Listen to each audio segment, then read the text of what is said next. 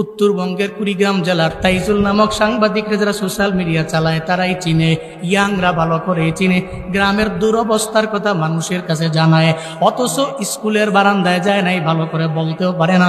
সাংবাদিকতা করতে হলে পড়াশোনা লাগে, তাও নাই। কিন্তু সমাজের মানুষের পাশে দাঁড়ানোর জন্য এই ব্যক্তিটা দাঁড়াইল। শুধু তাই না, আবার কেন সে সাংবাদিকতার পেশা বেছে নিল, ভিডিও কেন বানায়, তারা জিজ্ঞেস করার পরে বলে, আমার তো স্ত্রী নাই, বহুদিন আগে আমার সাইরা চইলা গেছে, আমার ঘরের মধ্যে পরিবারের মধ্যে আমার মা বাবা লইয়া নিজে একটা ঘর বানাইয়া পর্যন্ত আমি থাকতে পারি না, অন্যজনের বাড়ির মধ্যে আমি কোন রকম চলাফেরা করি। এই বরগুনার মুসলমানেরা, এই যে একটা মানুষ সাংবাদিকতার ভিডিওর পেশা বেছে নিল, নিজের পরিবারের কথা চিন্তা করে, নিজের গ্রামের মধ্যে কোন জায়গায় ব্রিজ লাগবে এটা সাংবাদিকতার মাধ্যমে জানায়া দেয়। এই জমিনের মধ্যে এমন কিছু অজ্ঞ মূর্খ আছে, এরা সমাজ নিয়ে যে পরিমাণ চিন্তা করে, এমন চিন্তা যদি আমার দেশের প্রত্যেকটা উপজেলার প্রত্যেকটা জেলার বড় বড় কর্মকর্তারা জানতো, এবং বড় বড় কর্মকর্তারা যদি এই চিন্তা ফিকিয়ে নিয়ে চলতো, তাহলে আমার উপজেলা, আমার জেলাগুলো আর কাজ থেকে বহির্ভূত হতো না।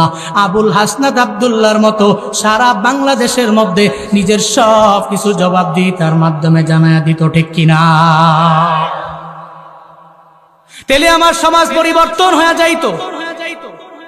এ সমাজকে পরিবর্তন করার জন্য এমন লিডার বড় জরুরি, এমন নেতা বড় জরুরি। এমন নেতা যদি পাওয়া যায়, তাহলে উপজেলা পরিবর্তন হবে, জেলা পরিবর্তন হবে, দেশ পরিবর্তন হবে।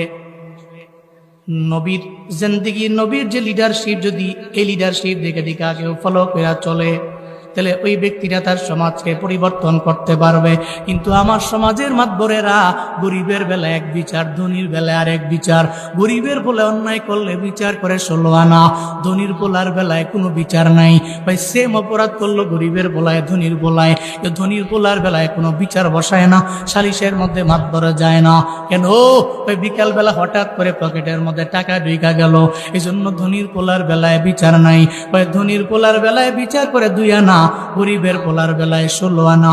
এমন মাতবর আমাদের সমাজে আছে না? না,